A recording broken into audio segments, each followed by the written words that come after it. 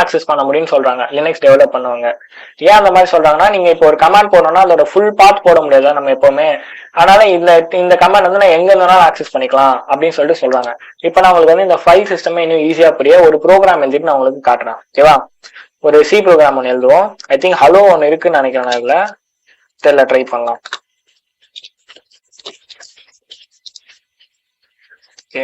ஹெல்லம் கொடுத்து பார்க்க இருக்கா? ஓகே, இல்ல அப்புறம் நம்மளே ஒன்று கிரியேட் பண்ணலாம்.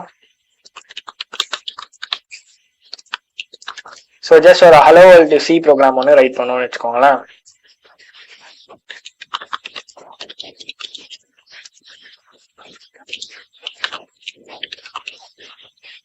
hash include